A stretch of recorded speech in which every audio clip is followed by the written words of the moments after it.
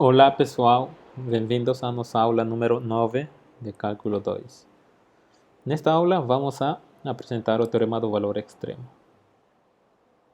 Lembrar que em Cálculo 1 tínhamos o Teorema do Valor Extremo que falava o seguinte: f, uma função contínua nesse intervalo fechado, contínua, então podíamos encontrar pontos nesse intervalo fechado. Existem pelo menos dois números C e D no intervalo fechado, tais que nesses pontos nossa função toma o valor mínimo absoluto e o valor máximo absoluto. Então temos essa desigualdade.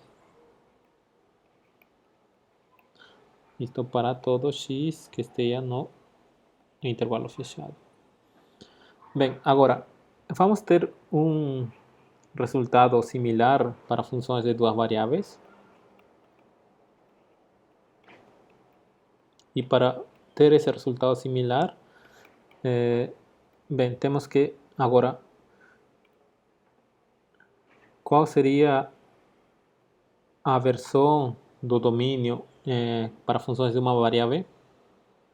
Temos que adaptar as condições sobre o domínio para funções de duas variáveis, de tal forma que consigamos obter de que existam, né? Então existam dois pontos, vamos supor x1, y1, x2, y2, tais que esses pontos que estejam em D, né, pertencem ao conjunto D e pertencem ao conjunto D, tais que f de xy seja menor ou igual que f de xy2 e x2, y2 e maior ou igual que x1, y1. Bem, essa condição sobre o conjunto D que nos vai permitir obter essa afirmação vai ser que esse conjunto D seja fechado e limitado. Agora, esse conjunto D, esse intervalo AB, né, intervalo fechado, é um conjunto fechado, que agora eu vou definir o que vai ser um conjunto fechado para qualquer subconjunto de R2, e também vai ser um conjunto limitado. Então, dessa maneira, esse resultado aqui vai ser uma extensão desse resultado de cálculo 1, né? Então, como caso particular, a gente poderia ver esse resultado do Teorema do Valor Extremo em cálculo 1. Bem, então, vejamos o que vai ser um conjunto fechado e limitado. Para falar de um conjunto ser fechado, primeiro temos que falar de pontos de fronteira de um conjunto. Então, tomamos um subconjunto qualquer de R2 e um ponto de fronteira desse conjunto vai ser um ponto, bem, um ponto AB, tal que qualquer bola aberta contendo como centro esse ponto AB vai conter pontos do nosso subconjunto D e pontos que não pertencem ao conjunto D. Então, aqui estamos vendo um primeiro exemplo. Temos esse disco que contém todos aqueles pontos cuja distância à origem é menor ou igual que 1. Então, nesse caso, seria o seguinte conjunto, né? Temos nosso sistema de coordenadas, o círculo de raio 1, que é o conjunto dos pontos que verificam essa equação. Agora, o conjunto dos pontos que tem distância à origem menor ou igual que 1, claramente vai ser todo esse disco, toda essa região. Muito bem, quais são os pontos de fronteira desse subconjunto x quadrado mais y quadrado sendo menor ou igual que 1? Vemos, se a gente toma um ponto no, eh, na região interna do disco, vemos que esse ponto AB eh, podemos encontrar bolas abertas centradas nessa região, de tal forma que somente vai conter pontos do próprio disco. Tá? Então, esse não seria um ponto de fronteira, porque estamos encontrando uma bola que somente, bem, uma bola centrada nesse ponto que somente contém pontos do disco. Agora, se tomamos outro ponto fora do disco, nesse caso, e construímos, podemos construir, dá para ver, uma bola centrada nesse disco, desculpem, uma bola centrada nesse ponto, de tal forma que essa bola aberta somente contém pontos do complemento de nosso conjunto. Ou seja, pontos que não estão em nosso disco, nessa região, não são pontos de fronteira. E pontos que estão, que satisfazem essa condição de x quadrado mais y quadrado ser menor que 1, também não são pontos de fronteira. Os nossos pontos de fronteira desse conjunto vão ser os pontos sobre a circunferência de raio 1. Se tomamos um ponto que verifica essa condição, vemos que qualquer ponto que tomamos, vemos que qualquer bola verde centrada nesse ponto sempre vai conter pontos de nosso disco e pontos que não estão em nosso disco, que é precisamente a nossa definição de ponto de fronteira. Então, neste caso, os pontos da fronteira desse conjunto D são os pontos da fronteira de D, são os pontos que verificam x quadrado mais y quadrado igual a 1. Ou seja, são os pontos que estão sobre a circunferência de raio 1. Tá? Ok. Agora, o que vai ser um subconjunto chamado de fechado? Um subconjunto é fechado se o subconjunto contém todos os seus pontos de fronteira. Então, em nosso exemplo, vemos que nosso disco contém todos os seus pontos de fronteira. Então, esse conjunto D é um conjunto fechado. É precisamente o exemplo que está aqui continuando. Nosso conjunto D é um conjunto fechado. Bem, então temos esse primeiro exemplo aqui, é um conjunto fechado, tá? Os pontos que estão sobre a circunferência incluídos com os pontos interiores, ou esses pontos que estão dentro da circunferência. Então essa vai ser uma região, um conjunto fechado. Aqui também temos um conjunto fechado, né? A fronteira desse conjunto seria precisamente o quadrado. E nosso conjunto é toda a região, toda essa região. Agora, aqui, nosso conjunto vai ser todos os pontos dentro da circunferência.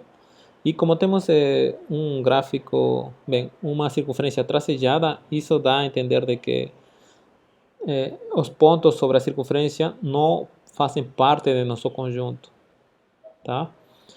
Então, os pontos de fronteira desse conjunto, que são os pontos dentro da circunferência, vão ser aqueles pontos que estão sobre a circunferência. Mas estamos vendo que os pontos da fronteira não pertencem ao nosso conjunto.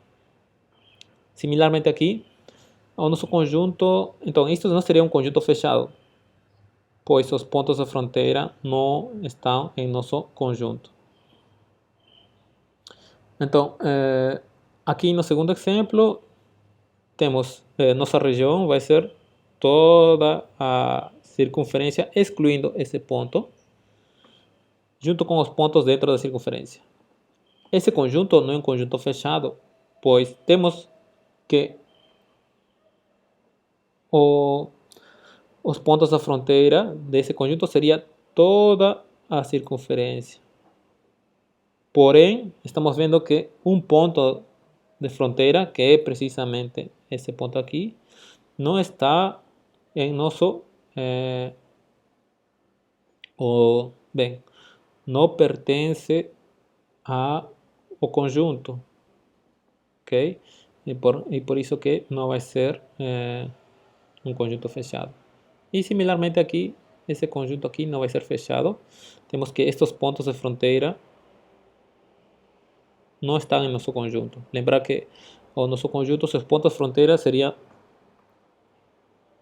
todos os pontos que estão nas arestas do quadrado. Porém, esses pontos aqui, esses pontos aqui de fronteira não pertencem ao nosso conjunto. Portanto, não vai ser um conjunto fechado. Agora, um conjunto é chamado limitado se ele está contido em alguma bola aberta.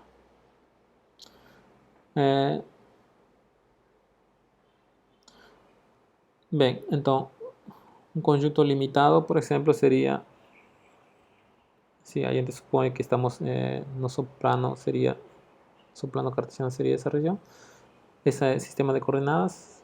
Então, esse vai ser um conjunto fechado, né? Supondo que temos esse subconjunto, pois esse subconjunto está contido numa bola, né? Numa bola aberta, podemos considerar uma bola aberta centrada em algum ponto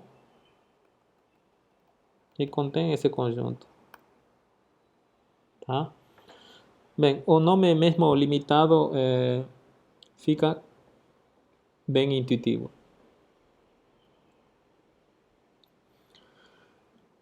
Agora, como mencionei, o nosso teorema do valor extremo para funções de duas variáveis é praticamente similar, só que tínhamos que fazer essa observação de que nosso domínio fosse um conjunto fechado e limitado. Então, se tivermos uma função contínua, né, num conjunto fechado e limitado, então a função vai assumir um valor máximo absoluto e um mínimo absoluto em alguns pontos de nosso conjunto fechado e limitado. Agora, então, quando a gente tiver uma função contínua num conjunto fechado e limitado, como determinar ou como vamos poder encontrar esses pontos onde nossa função toma seus valores extremos absolutos? O que temos que fazer é, primeiro, determinar os valores da função nos pontos críticos da função que pertençam, tá, no conjunto fechado e limitado D. Então, a gente encontra todos os pontos críticos no conjunto D e depois avalia nossa função nesses pontos críticos. E o segundo passo vai ser determinar os valores extremos da função na fronteira do nosso conjunto fechado. Então, tendo feito esses dois passos, a gente vai ter alguns números e depois vamos ter que comparar esses números, sendo que o maior dos valores dos passos A e B vai ser o valor máximo absoluto e o menor dos valores dos passos A e B vai ser o mínimo absoluto. Então, vamos ver isso com exemplos. Temos essa função, é uma função polinomial, já sabemos que vai ser uma função contínua em todo R2, em particular vai ser uma função contínua nessa região, nesse subconjunto. Agora, esse subconjunto vai ser uma região retangular. Temos que x varia de 0 a 3 e y de 0 a 2. Seria esse conjunto. Agora, esse é um conjunto fechado, sim? Quais são os pontos da fronteira dessa região? Os pontos da fronteira vão ser as arestas do retângulo e como nosso conjunto D inclui o retângulo, então os pontos da fronteira fazem parte do nosso conjunto, então o conjunto vai ser fechado. E também o conjunto é limitado, né? A gente pode talvez tomar o centro, sendo o centro do retângulo, seja aquele ponto que é a interseção das diagonais, e tomando um comprimento razoável, podemos construir uma bola aberta centrada nesse ponto e contém nossa região retangular. Tá. Então, esse conjunto D é fechado e limitado, portanto, pelo teorema do valor extremo, nossa função vai tomar seus valores extremos absolutos em alguns pontos desse conjunto D. Como vamos encontrar esses valores absolutos? Bem, lembrar os passos. Temos primeiro que determinar os valores da função nos pontos críticos da função. Como é uma função polinomial, os pontos críticos neste caso são aqueles que se anulam nas derivadas parciais.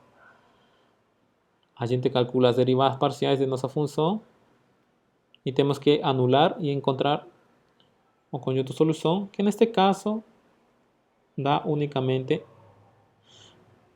o ponto 1, 1. Então, esse é o único ponto crítico da função f, e esse ponto crítico está em nossa região D, né? Temos mais ou menos, talvez esteja aqui, 1, 1.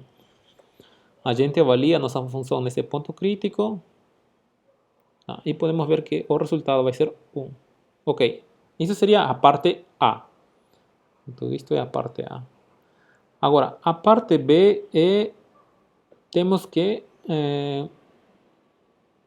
note-se que determinar os valores extremos da função na fronteira.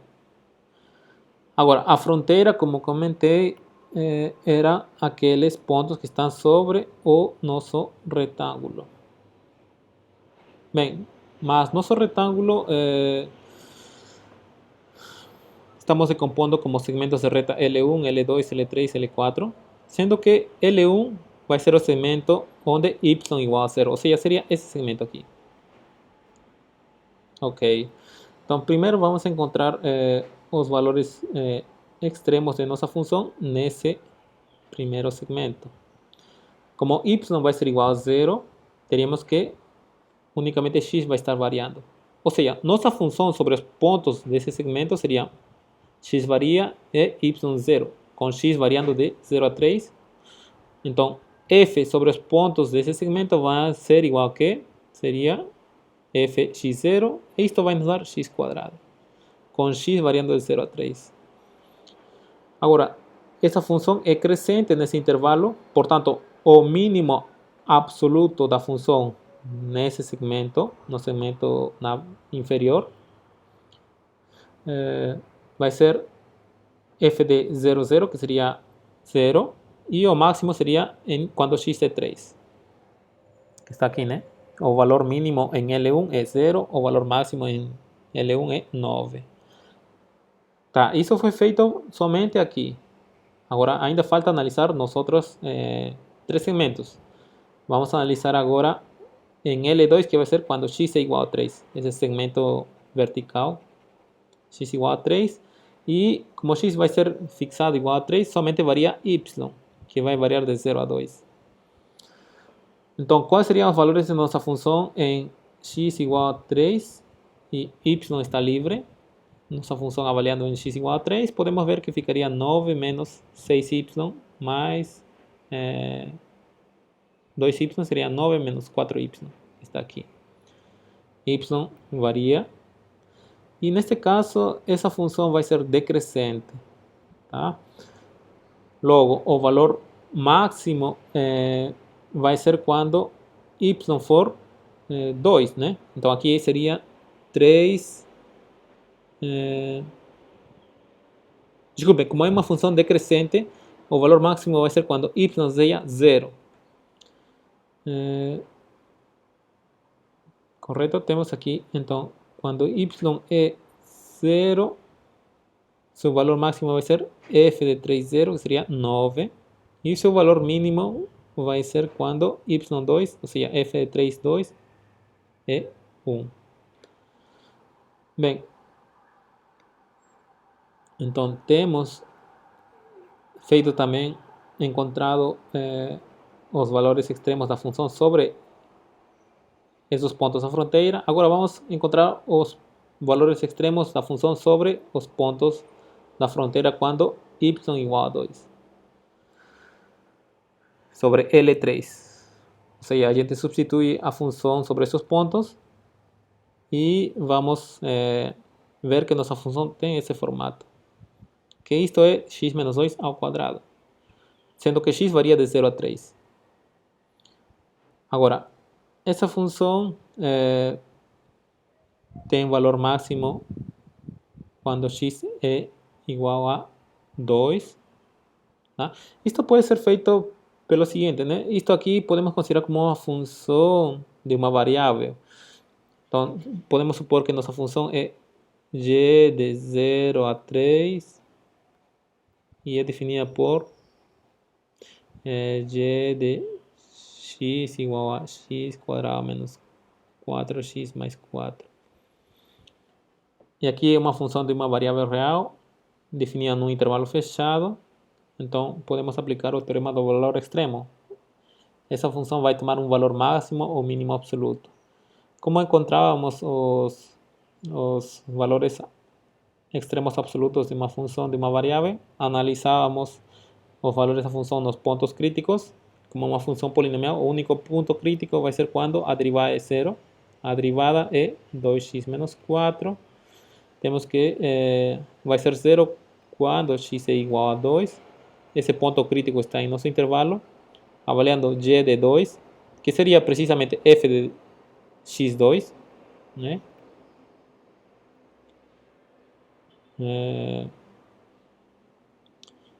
Avaliando, que seria aqui quando, bem, seria f de 2, 2. Isto seria quanto? 4. Né? 2 quadrado menos 4 por 2 mais 4 é 0. É 0. Agora, também que temos que fazer, temos que analisar nossa função nos extremos. Y de 0, quanto dá? Y de 0 é 4 e y de 3 é 3 quadrado menos 12 é menos 4 mais 4, 0.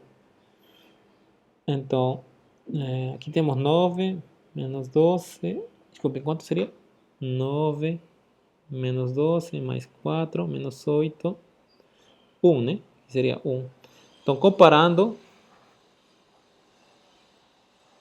o menor desses valores vai ser o mínimo absoluto dessa função quando x varia de 0 a 3, que seria, o mínimo absoluto seria, o mínimo absoluto é 0, correto? Aqui deveria ser o valor mínimo. E o valor máximo vai ser 4. Vai ser 4. Aqui deve ser um valor máximo. Muito bem. Então, isso sobre L3, que era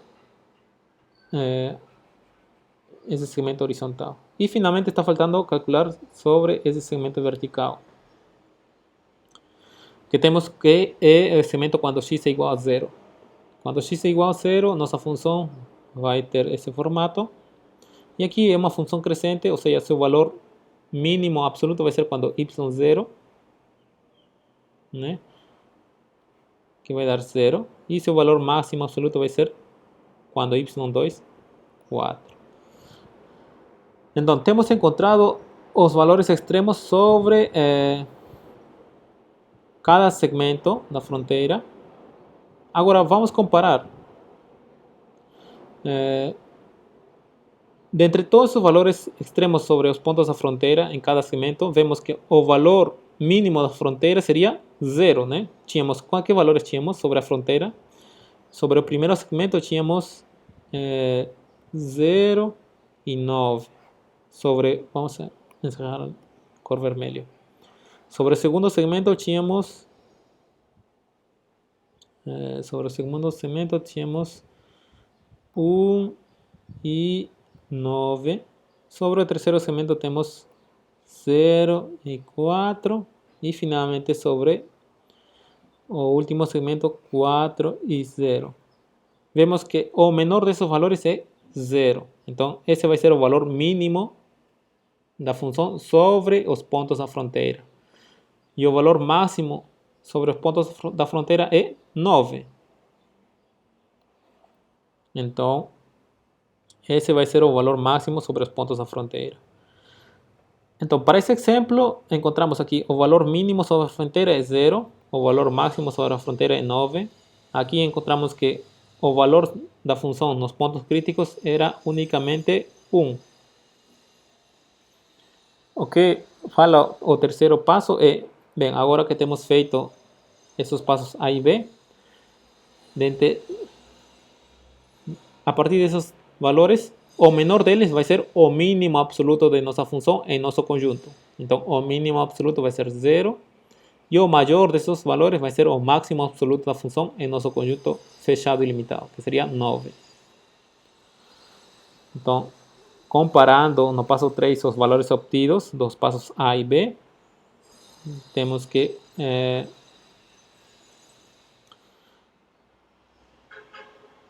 o nosso valor máximo absoluto vai ser 9 e nosso mínimo absoluto vai ser 0. Tá?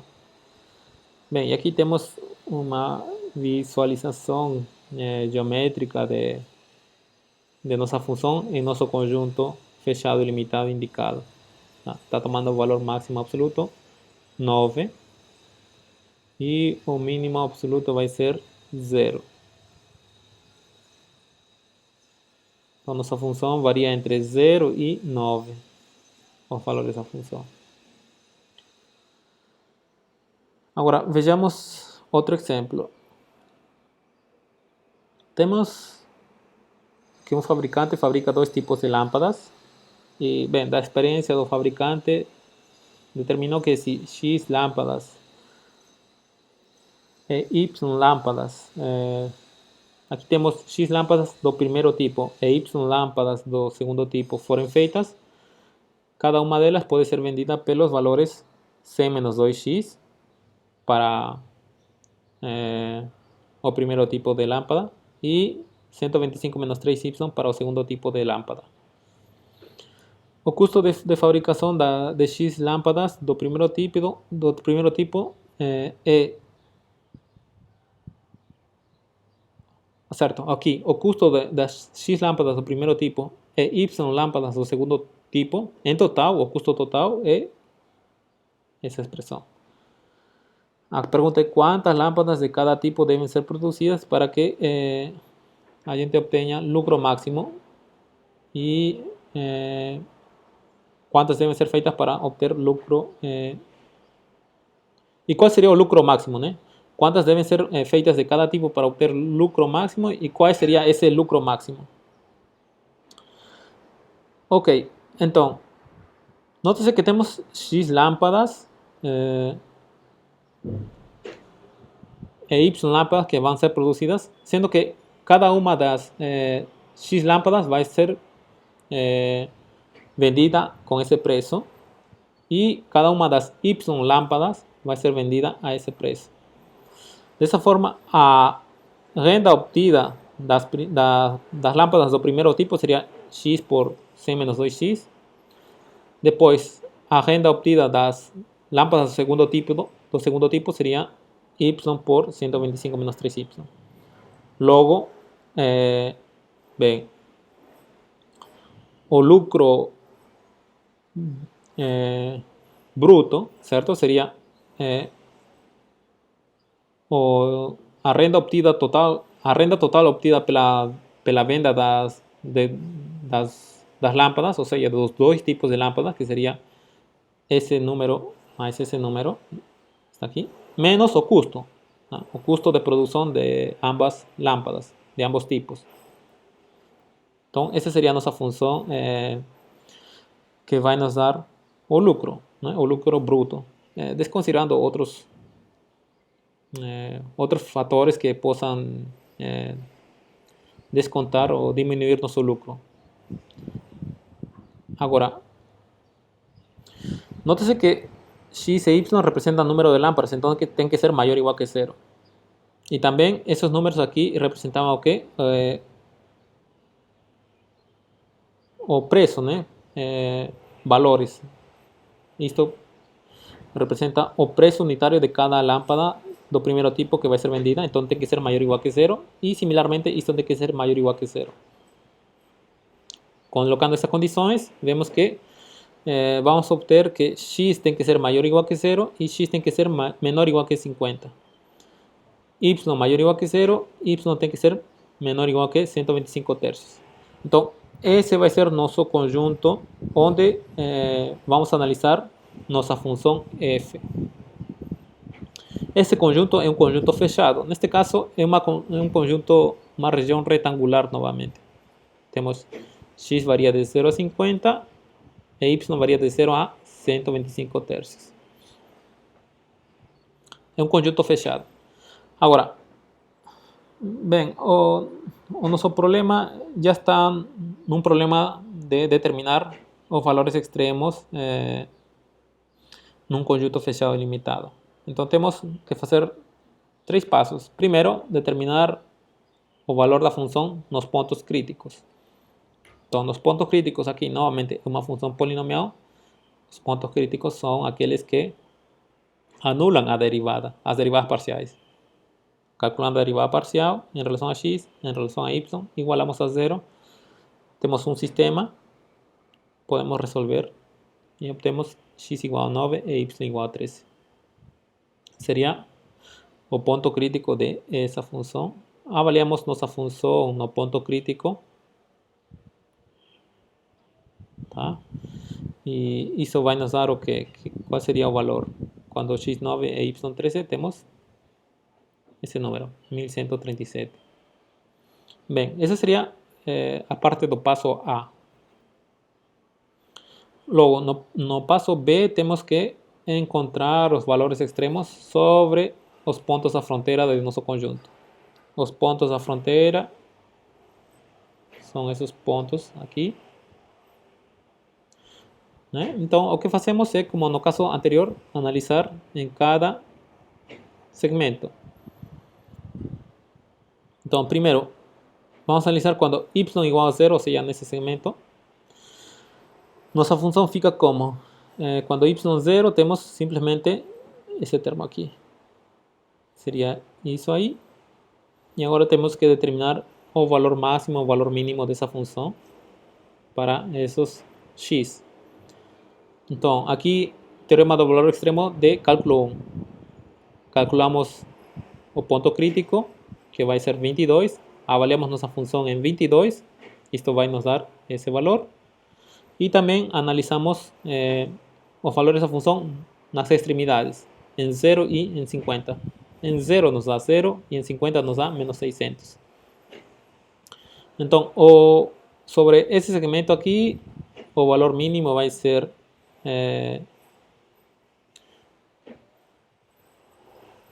o valor máximo vai ser 968. Tá?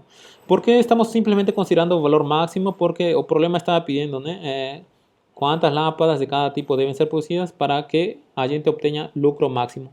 Neste caso, só queremos, estamos interessados em saber o valor máximo de nossa função. Tá? Por isso que neste caso somente estamos interessados no valor máximo. Bem, então tendo comparado esses valores sobre o segmento horizontal inferior, temos que nossa função toma esse valor máximo. Agora bem, vamos deixar em vermelho. Sobre L2, que seria esse aqui, é quando x 50, nossa função toma essa expressão, que pode ser simplificada dessa forma. Isto vai ser um número menor que zero. Tá? Então, a gente, devido ao problema, como lucro, o valor máximo do lucro deve ser uma quantidade positiva, tá? Porque estamos supondo que vai ter lucro. Então, aqui o valor máximo vai ser negativo. Tá? Isso somente, e não precisamos calcular neste caso, porque já em outros pontos da fronteira estamos obtendo um número maior. Entonces aquí no precisa ser calculado, solamente podemos afirmar tal vez que el valor máximo sobre esos puntos de frontera va a ser negativo, que comparado con ese positivo, obviamente ese aquí va a ser mayor. Sobre L3, o sea que sería ese segmento aquí, cuando y igual a 125 tercios, nuestra función fica definida de esa forma, simplificado sería de esa forma, nuevamente es negativo. Entonces, el valor máximo sobre L3 va a ser negativo, que comparado con el valor máximo sobre L1, que es positivo, ven, vamos a continuar siendo que el valor máximo até agora sobre los puntos de frontera va a ser ese número. Entonces, no es necesario calcular. Finalmente, sobre L4, aquí, cuando x0, tenemos que nuestra función sería de esta forma. Cuando x0, tenemos nuestra función de esa forma.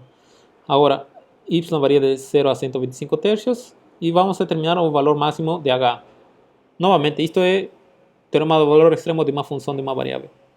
Entonces, calculamos el punto crítico, que sería DC9. Avaliamos nuestra función en DC9. Va a nos dar ese valor aquí. Y después avaliamos nuestra función, los extremos, ¿no? En 0 y 125 tercios. 0 da 0, en 125 tercios da negativo. Por tanto, el valor máximo sobre L4 sería ese número, 1083. Entonces, sobre los puntos de frontera, tenemos aquí el valor máximo va a ser un punto que da 1083. Aquí va a dar negativo, aquí va a dar negativo. Y sobre L1, el valor máximo daba en 22, que era 968. Entonces, ¿cuál sería el valor máximo sobre los puntos de frontera? Obviamente sería ese aquí, 1083. Entonces, de esa forma, no paso B, vemos que el valor máximo da función sobre los puntos de frontera es 1083. No caso A, tínhamos que el valor máximo era, o sea, no punto crítico era 1137. Entonces, ahora tenemos que comparar cuál de esos dos es el mayor y ese mayor va a ser el máximo absoluto. 1137 con 1083, obviamente 1137 es mayor. ¿Tá? Estamos comparando esos números. Por tanto, nuestra función f va a atingir su valor máximo absoluto cuando x for 9, y 13, y ese valor máximo absoluto es 1137. O sea, deben ser producidas 9 unidades do primeiro tipo de lâmpadas e 3 unidades do segundo tipo de lâmpadas para que nosso lucro seja máximo e nosso lucro máximo vai ser 1137. Dessa forma, temos resolvido o nosso exemplo. E, bem, vocês podem também aplicar esse teorema do valor extremo para esses exercícios. Bem, pessoal, vamos parar aqui e nos encontramos na próxima aula.